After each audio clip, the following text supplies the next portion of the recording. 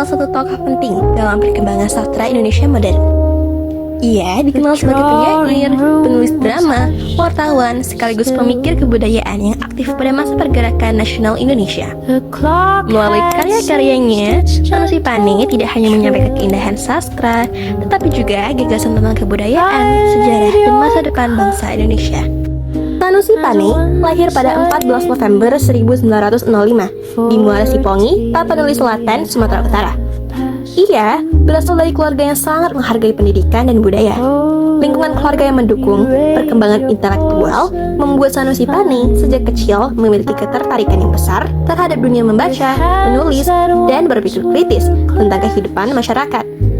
Ia juga memiliki hubungan keluarga dengan tokoh sastra terkenal lainnya, yaitu Armin Pane, yang merupakan adiknya dan kelak juga menjadi sastrawan penting dalam sejarah sastra Indonesia.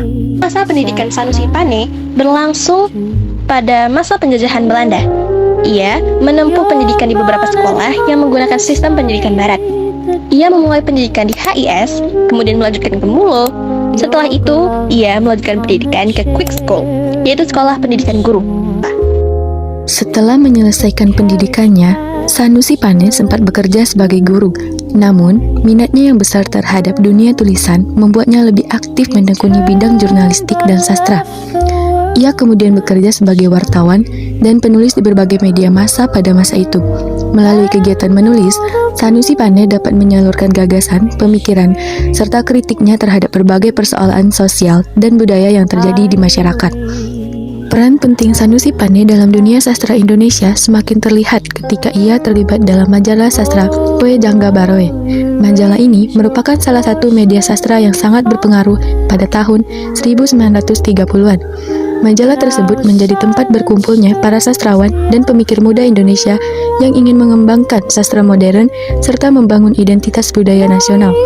Melalui tulisan-tulisannya di majalah tersebut, Sanusi Pane menyampaikan berbagai gagasan tentang kebudayaan, nasionalisme, dan pentingnya membangun jati diri bangsa Indonesia. Beberapa karya terkenal yang ditulis oleh Sanusi Pane antara lain yaitu Pancaran Cinta yang diterbitkan pada tahun 1926 dan Madah Kelana yang diterbitkan pada tahun 1931. Kedua karya tersebut merupakan kumpulan puisi yang menggambarkan perasaan, pemikiran, dan pandangan hidup penyair terhadap kehidupan manusia. Selain puisi, Sanusi Pane juga menulis beberapa drama sejarah seperti Kartajaya dan Sandiakala Ning Majapahit. Drama-drama tersebut mengangkat cerita tentang sejarah kerajaan-kerajaan di Nusantara serta menggambarkan nilai kepemimpinan, keberanian, dan kebijaksanaan para tokoh pada masa lalu. Selain dikenal sebagai sastrawan, Sanusi Pane juga merupakan seorang pemikir kebudayaan yang aktif menulis esai. Ia sering membahas berbagai persoalan mengenai identitas bangsa, perkembangan kebudayaan, serta hubungan antara tradisi dan modernitas. Pemikirannya memberikan pengaruh yang cukup besar terhadap perkembangan pemikiran budaya di Indonesia pada masa itu.